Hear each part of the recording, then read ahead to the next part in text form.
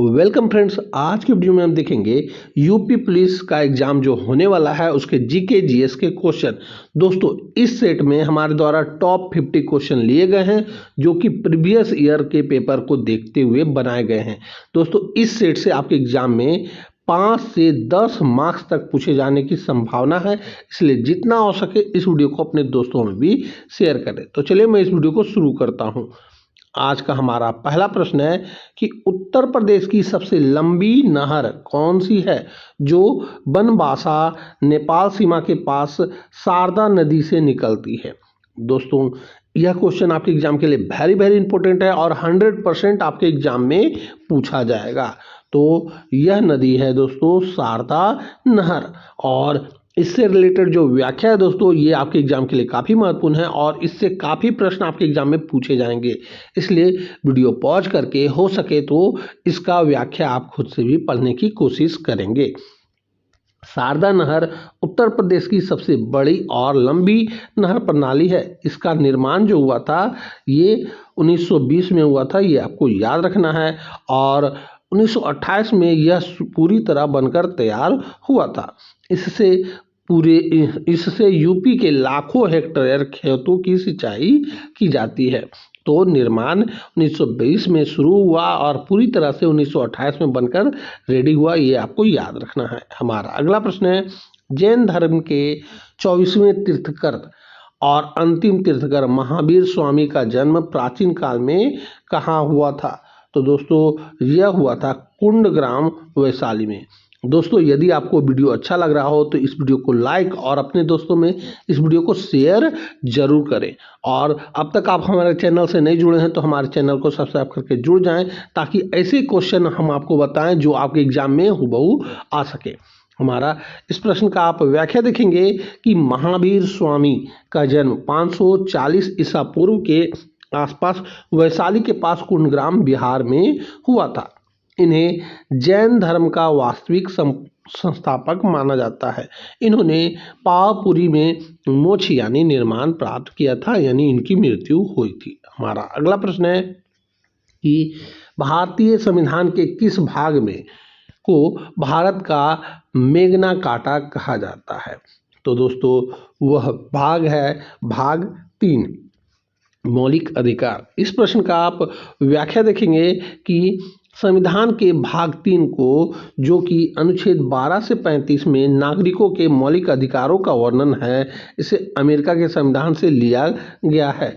इसे ही भारत का Magna carta कहा जाता है। देखिए दोस्तों, हमारे व्याख्या को आप पढ़ने की क्यों आवश्यकता है, तो देखिए इसमें कितनी बातें इंपॉर्टेंट है।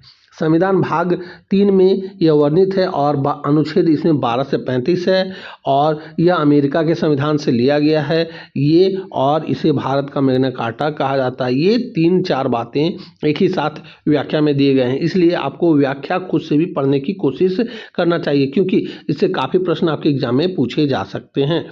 हमारा अगला प्रश्न है, मानव शरीर में चोट लगने पर रक्त का थक्का जमाने और ब्लीडिंग रोकने में कौन सा विटामिन मुख्य भूमिका निभाता है। तो दोस्तों वह विटामिन जो है विटामिन के है। दोस्तों आप भी हमारे साथ आंसर करते चलें और वीडियो के अंत में जरूर बताएं कि आपके कितने प्रश्न सही और कितने प्रश्न गलत हो रहे हैं। यहाँ पे आप व्याख्या देखेंगे कि विटामिन के का रासायनिक नाम फिलोक्यूनिन है। यह शरीर में रक्त का थक्का जमाने के लिए आवश्यक प्रोथ्रोम्बिन नामक प्रोटीन के निर्माण में मदद करता है। इसकी कमी से होने पर चोट लगने पर खून बहना बंद नहीं होता। हमारा अगला प्रश्न है कि प्रसिद्ध सूफी संत हाजी वारिस अली शाह की मजार पर लगने वाला देवा शरीफ मेला उत्तर प्रदेश के किस जिले में आयोजित होता है। तो देवा शरीफ मेला जो है दोस्तों यह उत्तर प्रदेश के बाराबंकी जिले में आयोजित होता है। इस प्रश्न का आप व्याख्या देखेंगे कि बाराबंकी जिले में स्थित देवा शरीफ में हर साल कार्तिक के महीने में मेला लगता है। यह सूफी संत हाजी वारिस अली शाह की दरगाह है और इसे हिंदू मुस्लिम दोनों धर्मों के लोग बड़ी श्रद्धा से मानते हैं। हमारा अगला प्रश्न है कि भारत में बैंकिंग व्यवस्था को सुचारू रूप से चलाने और रिजर्व बैंक को ज़्यादा ताकत देने के लिए बैंकिंग रेगुलेशन एक्ट किस वर्ष पारित किया गया था? तो बैंकिंग रेगुलेशन एक्ट पारित किया गया था वर्ष 1949 में। इस प्रश्न का आप व्याख्या देखेंगे कि बैंकिंग विनियमन अधिनियम को 1949 में पास किया गया था। इसी कानून के तहत आरबीआई को देश की सभी कमर्शियल बैंकों को लाइसेंस देने, उन पर नज़र रखने और उन्हें कंट्रोल करने की शक्ति मिलती है। हमारा अगला प्रश्न है कि कंप्यूटर नेटवर्क में आईपी का पूर्ण रूप क्या होता है और वर्तमान में सबसे ज़्यादा इस्तेमाल होने वाला IP4 एड्रेस कितने बिट्स का है? तो दोस्तों IP का फुल फॉर्म जो होता है यह होता है इंटरनेट प्रोटोकॉल और IP4 जो है 32 बीट का है, ये आपको याद रखना है। दोस्तों ये वेरी वेरी इंपॉर्टेंट क्वेश्चन है और 100% आपके एग्जाम में क्वेश्चन पूछा जा सकता है। इस प्रश्न का आप व्याख्या देखेंगे। आईपी का मतलब इंटरनेट प्रोटोकॉल होता है जो इंटरनेट से जुड़े हर डिवाइस की एक यूनिक पहचान होती है। IPv4 एड्रेस 32 बिट्स यानी 4 बाइट का होता है, जबकि नया IPv6 एड्रेस 1 to 8 बिट्स का है, ये आपको याद रखना है 128 बिट्स का। हमारा अगला प्रश्न है कि ओडिशा राज्य में स्थित हीराकुंड बांध किस नदी पर बनाया गया है जो भारत का सबसे लंबा बांध है?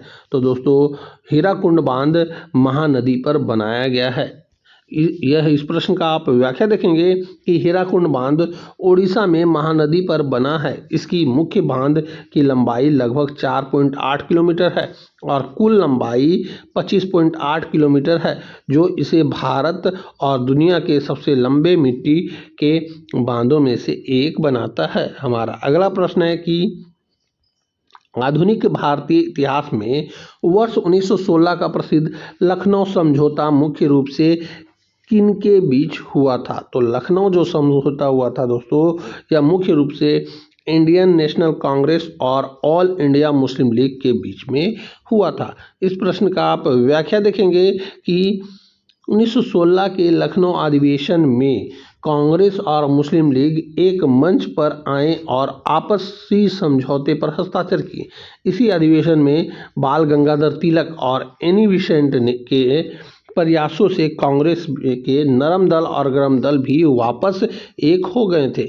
इसकी अध्यक्षता अंबिका चरण मजूमदार ने की थी। ये आपको याद रखना है, ये वेरी वेरी इंपॉर्टेंट क्वेश्चन में से एक है। हमारा अगला प्रश्न है कि दुनिया भर में मानवाधिकारों के हनन को रोकने और कैदियों को अधिकारों के लिए लड़ने वाले अंतर्राष्ट्रीय संगठन एमनेस्टी इंटरनेशनल का मुख्यालय कहाँ स्थित है?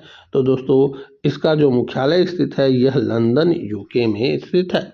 इस प्रश्न का आप व्याख्या देखेंगे कि एमनेस्टी इंटरनेशनल एक प्रसिद्ध वैश्विक मानवाधिकार NGO है जिसकी स्थापना 1961 में पीटर वेनेंस ने की थी। इसका मुख्यालय लंदन में है। इसे 1977 में नोबेल शांति पुरस्कार भी मिल चुका है। हमारा अगला प्रश्न है कि उत्तर प्रदेश के किस औद्योगिक शहर को चर्म उद्योग की राजधानी या उत्तर भारत का मैनचेस्टर कहा जाता है? तो दोस्तों चर्म उद्योग की राजधानी कहा जाता है कानपुर को और उत्तर भारत का मैनचेस्टर भी, ये आपको याद रखना है। यह वेरी वेरी इंपॉर्टेंट क्वेश्चन में से एक है और 100% आपके एग्जाम में पूछा जा सकता है।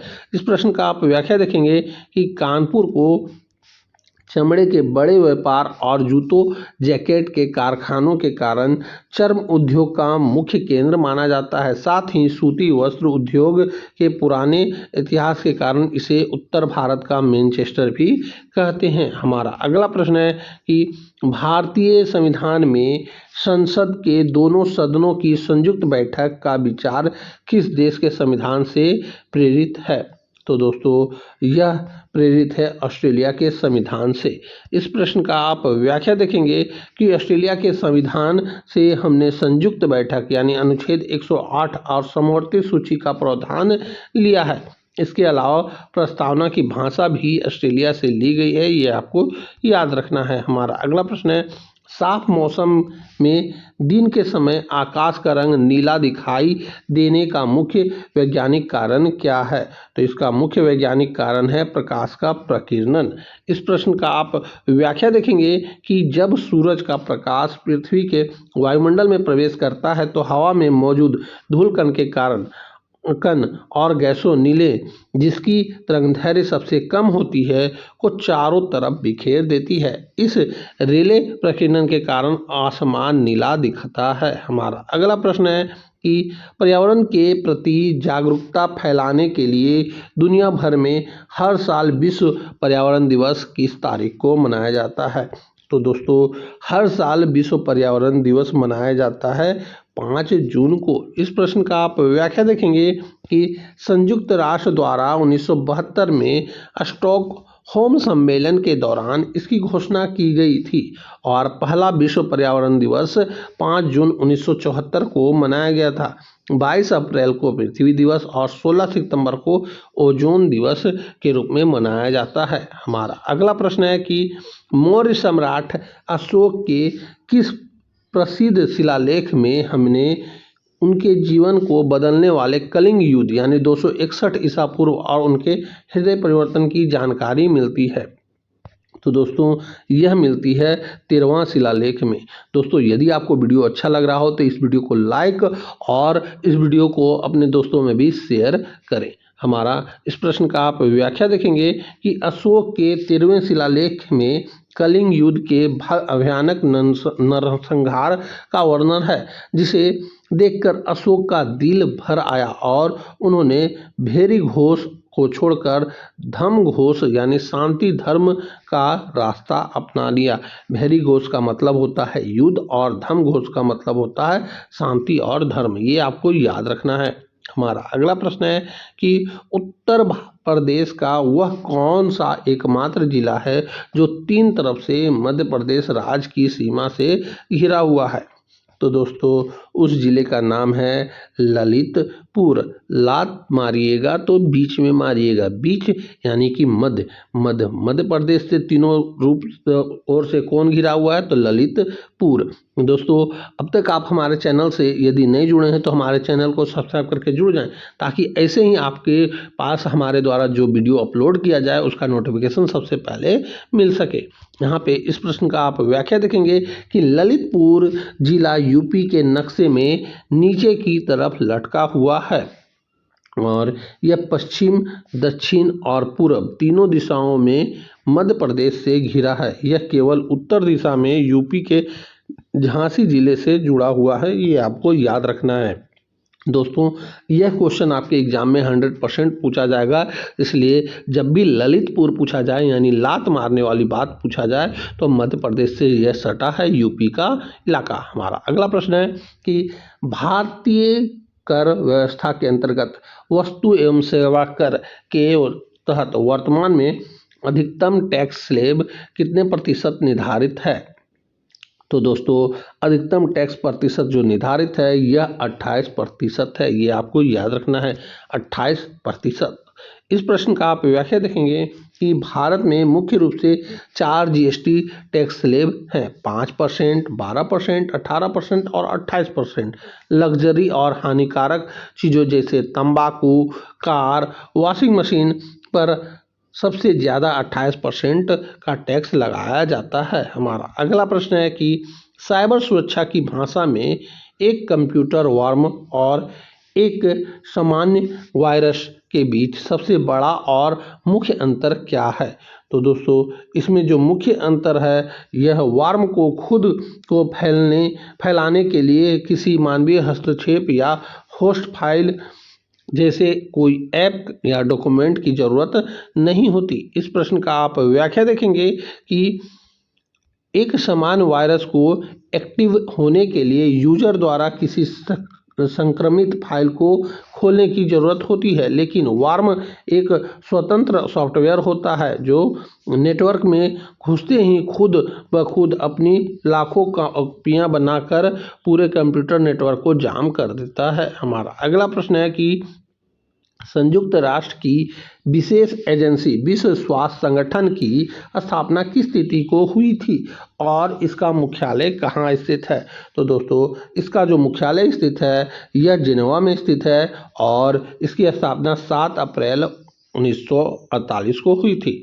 इस प्रश्न का आप व्याख्या देखेंगे कि WHO की स्थापना 7 अप्रैल 1948 को हुई थी, इसीलिए हर साल 7 अप्रैल को विश्व स्वास्थ्य दिवस मनाया जाता है। इसका मुख्यालय जिनेवा स्विट्जरलैंड में स्थित है। हमारा अगला प्रश्न है, भारत के राष्ट्रपति को उनके पद और गोपनीयता की शपथ कौन दिलाता है और इसका उल्लेख संविधान के किस अनुच्छेद में है? तो दोस्तों उनको शपथ की गोपनीयता जो दिलाया जाता है यह दिलाया जाता है भारत के मुख्य न्यायाधीश के द्वारा और यह अनुच्छेद 60 के तहत दिया गया है। इस प्रश्न का आप व्याख्या देखेंगे कि अनुच्छेद 60 के तहत भारत के मुख्य न्यायाधीश राष्ट्रपति को शपथ दिलाते हैं। उनकी अनुपस्थिति में सुप्रीम कोर्ट का सबसे सीनियर जज यह शपथ दिलाता है। हमारा अगला प्रश्न है कि उत्तर प्रदेश सरकार की जिला एक उत्पाद योजना के तहत चमकीले पीले रंग के पीतल के बर्तनों और धातु शिल्प के लिए किस जिले को चुना गया है? तो दोस्तों वह जिला का नाम है मुरादाबाद। इस प्रश्न का आप व्याख्या देखेंगे कि मुरादाबाद को पूरी दुनिया में पीतल नगरी के नाम से जाना जाता है, जहां यहाँ के पीतल बर्तनों को और हस्तशिल्प का विदेशी में भारी निर्यात होता है, इसीलिए इसे ODOP में चुना गया है। अलीगढ़ ताले और कन्नौज इत्र और भदोही कालीन के लिए जाना जाता है। दोस्तों ये क्वेश्चन भी आपके एग्जाम के लिए 100% बहुत इंपॉर्टेंट है, इससे एक प्रश्न आपके एग्जाम में जरूर पूछा जाएगा। हमारा अगला प्रश्न है कि भारतीय स्वतंत्रता संग्राम के दौरान यह अमर नारा किसने दिया था कि स्वराज मेरा जन्मसिद्ध अधिकार है और मैं इसे लेकर रहूँगा? तो यह अमर नारा दिया गया था बाल गंगाधर तिलक के द्वारा। यदि आपके सर पे तिलक लग जाएगा तो आप जन्मसिद्ध अधिकार लेकर रहेंगे। तो जन्म है कि तिलक लगाना, इस तरह से आप ट्रिक से इसे याद कर सकते हैं। हमारा इस प्रश्न का आप व्याख्या देखेंगे, बाल गंगाधर तिलक ने वर्ष 1916 में लखनऊ समझौते के समय यह नारा बुलंद किया था। उन्होंने जनता में देशभक्ति जगाने के लिए महाराष्ट्र में गणपति उत्सव और शिवाजी उत्सव की शुरुआत की थी। हमारा अगला प्रश्न है कि मानव मस्तिष्क के आधार में स्थित किस ग्रंथि को मास्टर ग्रंथि कहा जाता है, क्योंकि यह शरीर की अन्य सभी अंतःस्रावित ग्रंथियों को कंट्रोल करती है? तो मास्टर ग्रंथि के नाम से पीयूष ग्रंथि को जाना जाता है। इस प्रश्न का आप व्याख्या देखेंगे कि पीयूष ग्रंथि मटर के दाने के बराबर होती है, जो मस्तिष्क के नीचे हिस्से में होती है। यह शरीर की ग्रोथ लंबाई बढ़ाने वाले ग्रोथ हार्मोन सहित कई अन्य महत्वपूर्ण हार्मोनों को स्राव करती है और बाकी ग्रंथियों पर नजर रखती है। हमारा अगला प्रश्न है कि कानून व्यवस्था बनाए रखने वाली उत्तर प्रदेश पुलिस का आधिकारिक प्रतीक चिन्ह क्या है और इसमें किन जीवों की आकृति बनी है? तो दोस्तों इसमें बनी हुई है 2 मछलियां की आकृति। इस प्रश्न का आप व्याख्या देखेंगे कि उत्तर प्रदेश पुलिस के प्रतीक चिन्ह में नीले और लाल रंग के बैकग्राउंड पर 2 मछलियां बनी हुई है, जिनके बीच में अशोक स्तंभ का शेर बना है। मछलियों का यह प्रतीक अवध के नवाब के ऐतिहासिक शाही चिन्ह से लिया गया है। हमारा अगला प्रश्न है कि प्राचीन भारत की महान पुस्तक अर्थशास्त्र के जनक लेखक कौन है और यह मुख्य रूप से किस विषय पर आधारित पुस्तक है? तो अर्थशास्त्र के जो लेखक हैं यह हैं दोस्तों कौटिल्य और राजनीतिक और लोक प्रशासन पर यह आधारित है। इस प्रश्न का आप व्याख्या देखेंगे कि चंद्रगुप्त मौर्य के प्रधानमंत्री चाणक्य यानी विष्णुगुप्त यानी कौटिल्य द्वारा संस्कृत में लिखी गई अर्थशास्त्र नाम के विपरीत मुख्य रूप से राजनीतिक राज चलाने के नियमों, कूटनीति और लोक प्रशासन पर लिखी गई दुनिया की सबसे बेहतरीन किताबों में से एक है। हमारा अगला प्रश्न है कि भारतीय संविधान के किस संशोधन द्वारा संपत्ति के अधिकार को मौलिक अधिकार की सूची से हटाकर कानूनी अधिकार बना दिया गया? तो दोस्तों यह बनाया गया था 44वां संविधान संशोधन अधिनियम 1978 के द्वारा। इस प्रश्न का आप व्याख्या देखेंगे कि पहले संपत्ति का अधिकार अनुच्छेद 31 के तहत एक मौलिक अधिकार था, लेकिन 44वें संशोधन द्वारा इसे हटाकर संविधान के भाग 12 अनुच्छेद 301 के तहत एक सामान्य कानूनी विधिक अधिकारी बना दिया गया। हमारा अगला प्रश्न है कि वर्ष 1974 में लड़े गए बक्सर के युद्ध में ब्रिटिश ईस्ट इंडिया कंपनी की सेना का नेतृत्व किसने किया था, जिसने भारत में अंग्रेजों को वास्तविक सत्ता दिलाई? तो दोस्तों इसका जो नेतृत्व किया गया था हेक्टर मुनरो के द्वारा किया गया था। इस प्रश्न का आप व्याख्या देखेंगे कि बक्सर का युद्ध बिहार में अंग्रेजों सेनापति हेक्टर मुनरो और 3 संयुक्त सेना, बंगाल में मीर कासिम, अवध में सुजाउद्दौला और मुगल बादशाह शाह आलम द्वितीय के बीच हुआ था। अंग्रेजों की जीत के बाद 1765 में इलाहाबाद की संधि हुई थी। हमारा अगला प्रश्न है कि मानव शरीर की लाल रक्त कोशिकाओं का जीवन काल औसतन कितने दिनों का होता है और इनकी मृत्यु नष्ट कहाँ होती है? तो दोस्तों यह 120 दिन का होता है और इनकी मृत्यु जो होती है प्लीहा यानी स्प्लीन में होती है। इस प्रश्न का आप व्याख्या देखेंगे कि आरबीसी का निर्माण अस्थि मज्जा में होता है यानी बोन मैरो में होता है और इनका जीवन काल लगभग 120 दिन का होता है। पुरानी और खराब हो चुकी कोशिकाएं प्लीहा में जाकर नष्ट होती है, इसीलिए प्लीहा को आरबीसी का कब्रिस्तान भी कहा जाता है। हमारा अगला प्रश्न है कि उत्तर प्रदेश का एकमात्र राष्ट्रीय उद्यान कौन सा है जो लखीमपुर खीरी जिले में स्थित है और बाघों के संरक्षण के लिए जाना जाता है? तो दोस्तों वह है दुधवा राष्ट्रीय उद्यान। इस प्रश्न का आप व्याख्या देखेंगे कि दुधवा उत्तर प्रदेश का एकमात्र नेशनल पार्क है जो भारत नेपाल सीमा पर लखीमपुर खीरी और पीलीभीत जिलों के तराई क्षेत्र में फैला है। इसे साल 1977 में राष्ट्रीय उद्यान घोषित किया गया था और यह दुधवा टाइगर रिजर्व का मुख्य हिस्सा है। हमारा अगला प्रश्न है कि भारत के भूगोल के अंतर्गत कर्क रेखा देश के कुल कितने राज्यों से होकर गुजरती है? तो कर्क रेखा देश के कुल 8 राज्यों से होकर गुजरती है। इस प्रश्न का आप व्याख्या देखेंगे कि कर्क रेखा 23.5 डिग्री उत्तरी अक्षांश भारत के बीचों बीच से 8 राज्यों से गुजरती है। पश्चिम से पूर्व क्रम में यह है गुजरात, राजस्थान, उसके बाद मध्य प्रदेश, छत्तीसगढ़, झारखंड और पश्चिम बंगाल, त्रिपुरा, मिजोरम है। यह यूपी से नहीं गुजरती है, ये आपको याद रखना है। ये क्रम जो है पश्चिम से पूरब की ओर है, ये आपको याद रखना है।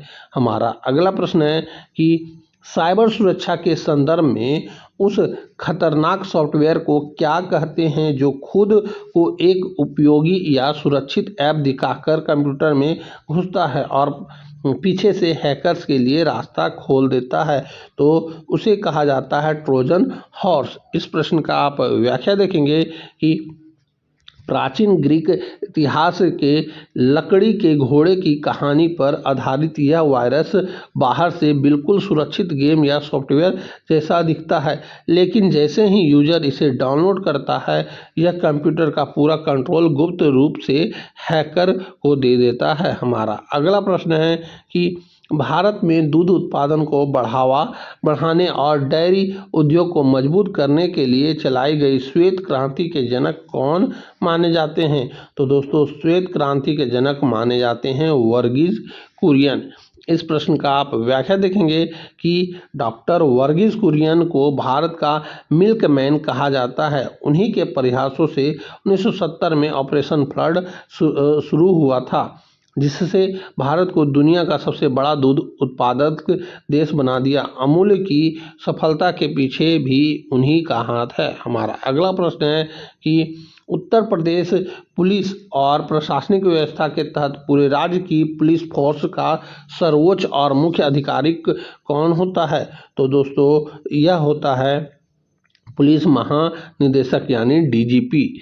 हमारा इस प्रश्न का आप व्याख्या देखेंगे कि राज्य स्तर पर पुलिस विभाग का मुखिया जो होता है डीजीपी होता है। यह भारतीय पुलिस सेवा का सबसे सीनियर पद होता है जो कानून व्यवस्था में के मामले में सीधे राज्य सरकार के प्रति जवाबदेह होता है। हमारा अगला प्रश्न है कि उत्तर प्रदेश के वाराणसी में स्थित सुप्रसिद्ध काशी विश्वनाथ मंदिर का जीर्णोद्धार और पुनर्निर्माण 18वीं शताब्दी में मुख्य रूप से किसके द्वारा कराया गया था? तो दोस्तों यह मुख्य रूप से महारानी अहिल्याबाई होलकर के द्वारा कराया गया था।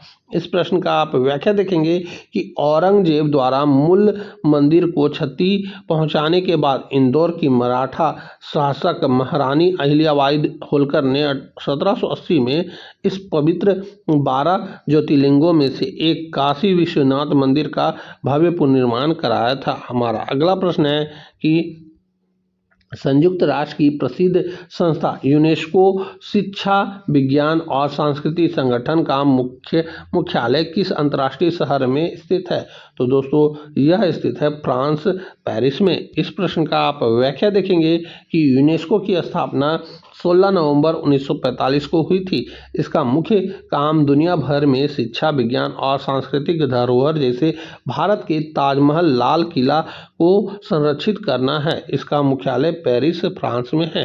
हमारा अगला प्रश्न है कि ब्रिटिश शासन के दौरान 13 अप्रैल 1919 को अमृतसर में हुए भयानक जालियांवाला बाग हत्याकांड के विरोध में किसने अपनी प्रतिष्ठित नाइटहुड की उपाधि अंग्रेजों को वापस लौटा दी थी? तो नाइटहुड की उपाधि जो है दोस्तों यह गुरुदेव रविन्द्रनाथ टैगोर ने लौटा दी थी। इस प्रश्न का आप व्याख्या देखेंगे कि रॉलेट एक्ट के विरोध में जमा हुआ निहत्थी भीड़ पर जनरल डायर ने अंधाधुंध गोलियां चलाई थी। इसी क्रूर नरसंहार से दुखी होकर रविन्द्रनाथ टैगोर ने ब्रिटिश सरकार को द्वारा दी गई नाइटहुड यानी सर की उपाधि वापस दी थी। गांधी जी ने केसरे हिंद की उपाधि छोड़ दी थी। दोस्तों यदि आपको वीडियो अच्छा लग रहा हो तो इस वीडियो को लाइक, और अब तक आप हमारे चैनल से नहीं जुड़े हैं तो हमारे चैनल को सब्सक्राइब करके जुड़ जाएं ताकि ऐसे ही आगे आने वाले वीडियो का नोटिफिकेशन आपको सबसे पहले मिल सके। हमारा अगला प्रश्न है कि भारतीय संविधान के किस अनुच्छेद को डॉक्टर भीमराव अंबेडकर ने संविधान की आत्मा और हृदय कहा था? तो दोस्तों यह कहा गया था अनुच्छेद 32 संवैधानिक उपचारों का अधिकार को। हमारा इस प्रश्न का आप व्याख्या देखेंगे कि अनुच्छेद 32 नागरिकों को अपने मौलिक अधिकारों के हनन होने पर सीधे सुप्रीम कोर्ट जाने की ताकत देता है। इसके तहत सुप्रीम कोर्ट 5 प्रकार की रीट जारी करता है। इसीलिए अंबेडकर जी ने इससे सबसे महत्वपूर्ण माना था। हमारा अगला प्रश्न है कि दंत चिकित्सकों द्वारा मरीजों के इलाज या ऑपरेशन के समय एनेस्थीसिया बेहोश सुन करने के रूप में किस गैस का उपयोग लाफिंग गैस के तौर पर किया जाता है? तो दोस्तों वह किया जाता है नाइट्रस ऑक्साइड का। इस प्रश्न का आप व्याख्या देखेंगे कि नाइट्रस ऑक्साइड यानी N2O को लाफिंग गैस या हास्य गैस कहा जाता है। कम मात्रा में सूंघने पर यह हल्की हंसी और दर्द से राहत देती है। इसीलिए मेडिकल और सर्जरी के क्षेत्र में इसका खूब इस्तेमाल होता है।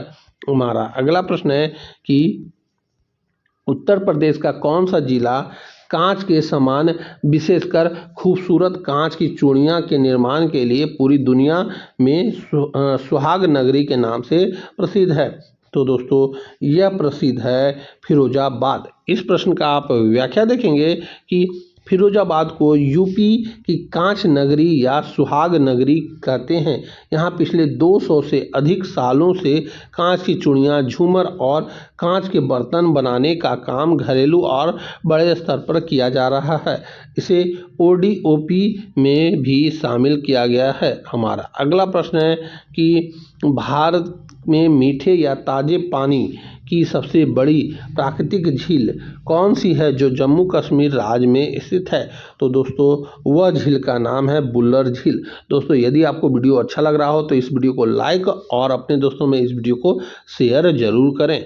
हमारा इस प्रश्न का आप व्याख्या देखेंगे कि बुल्लर झील भारत की सबसे बड़ी मीठे पानी की झील है जिसे झेलम नदी पानी देती है। नोट: ओडिशा की चिल्का झील भारत की सबसे बड़ी खारे पानी की तटीय झील लेगून है और मणिपुर की लोकटक झील पूर्वोत्तर भारत की सबसे बड़ी झील है जिसे तैरता हुआ नेशनल पार्क भी कहा जाता है। हमारा अगला प्रश्न है कि पुलिस थानों की कार्यप्रणाली में संज्ञेय अपराध से क्या तात्पर्य होता है? तो दोस्तों इसका तात्पर्य होता है कि ऐसा गंभीर अपराध जिसमें पुलिस अधिकारी को बिना वारंट के आरोपी को गिरफ्तार करने का अधिकार होता है। इस प्रश्न का आप व्याख्या देखेंगे कि सीआरपीएफ की धारा 2 का सब्क्लॉज सी के तहत संज्ञेय अपराध जैसे हत्या, डकैती, बलात्कार बहुत गंभीर होते हैं।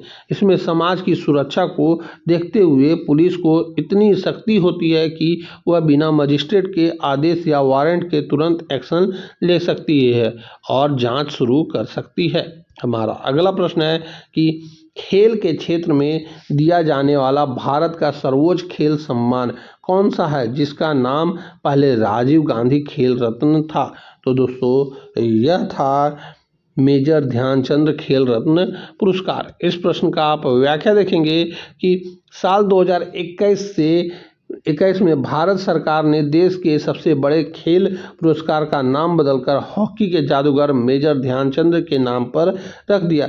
यह पुरस्कार पिछले 4 वर्षों में खेल में बेहतरीन प्रदर्शन के लिए दिया जाता है। इसके तहत 25 लाख रुपया की नगद राशि भी दी जाती है। हमारा अगला प्रश्न है कि भारतीय रिजर्व बैंक द्वारा वाणिज्य बैंकों को अपनी कुल जमा पूंजी का एक निश्चित हिस्सा खुद के पास नगद, सोने या सरकारी प्रतिभूतियों के रूप में सुरक्षित रखना अनिवार्य होता है। इसे अर्थशास्त्र में क्या कहते हैं?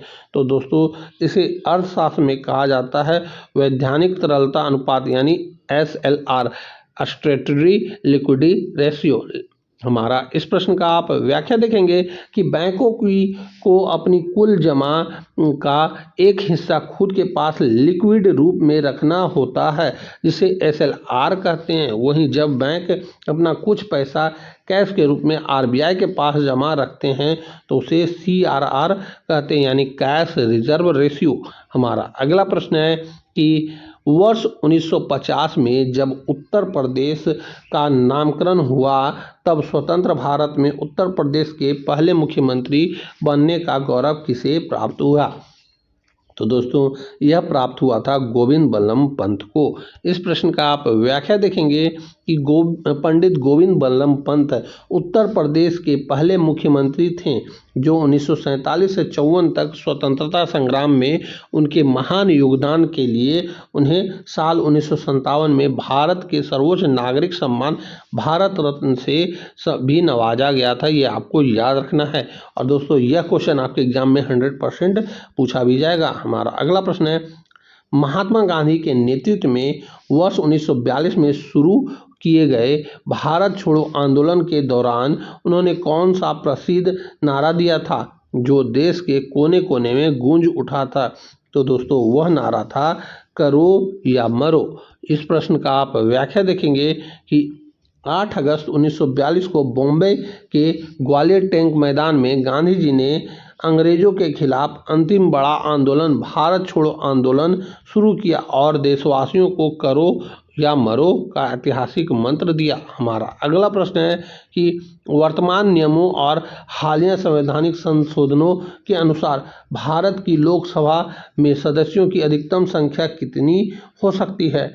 तो दोस्तों इसकी अधिकतम संख्या 550 सदस्य हो सकते हैं। इस प्रश्न का आप व्याख्या देखेंगे कि पहले अधिनियम अधिकतम संख्या 552 हुआ करता था, लेकिन 104वें संविधान संशोधन अधिनियम द्वारा लोकसभा और राज्य विधानसभाओं में एंग्लो इंडियन मतलब आंग्ल भारतीय समुदाय के 2 सदस्य को मनोनीत करने की व्यवस्था को समाप्त कर दिया गया है। इसीलिए अब अधिकतम 550 सीटें हो सकती है। तो इसे आपको याद करने का ट्रिक है कि 104 में 2 घटाइए, यानी 2 एंग्लो इंडियन घट गया, तो यह संविधान संशोधन के द्वारा 550 कर दिया गया है। हमारा अगला प्रश्न है कि विद्युत धारा के प्रवाह का विरोध करने वाले गुण को प्रतिरोध कहते हैं और अंतर्राष्ट्रीय मानक के अनुसार इसका मात्रक क्या होता है। तो प्रतिरोध का जो मात्रक होता है दोस्तों, यह होता है ओम। इस प्रश्न का आप व्याख्या देखेंगे कि प्रतिरोध का एसआई मात्रक ओम होता है, विद्युत धारा का मात्रक एम्पियर और विभवांतर का मात्रक वोल्ट होता है और विद्युत आवेश का मात्रक कूलम्ब होता है। ये आपको याद रखना है। हमारा अगला प्रश्न है, जब आप इंटरनेट पर किसी सुरक्षित वेबसाइट जैसे नेट बैंकिंग को खोलते हैं तो URL की शुरुआत में HTTPS लिखा होता है। इसमें से S अक्षर का क्या तात्पर्य है। तो दोस्तों S अक्षर का तात्पर्य होता है सिक्योर यानी सुरक्षित। इस प्रश्न का आप व्याख्या देखेंगे कि HTTPS का फुल फॉर्म होता है हाइपर टेक्स्ट ट्रांसफर प्रोटोकॉल और सिक्योर होता है। यह दर्शाता है कि उस वेबसाइट और आपके कंप्यूटर के बीच होने वाला सारा डेटा ट्रांसफर SSL TLS तकनीकी द्वारा एन्क्रिप्टेड यानी सुरक्षित है, जिसे कोई हैकर बीच में चुरा नहीं सकता। हमारा अगला प्रश्न है कि देश में चीनी उद्योग और गन्ने की खेती की तकनीकी को बढ़ावा देने के लिए राष्ट्रीय शकरा संस्थान उत्तर प्रदेश के किस जिले में स्थापित है। तो दोस्तों यह स्थापित है कानपुर में। इस प्रश्न का आप व्याख्या देखेंगे कि राष्ट्रीय शकरा संस्था कानपुर में स्थित है, जो केंद्रीय उपभोक्ता मामले और खाद्य मंत्रालय के अधीन काम करता है।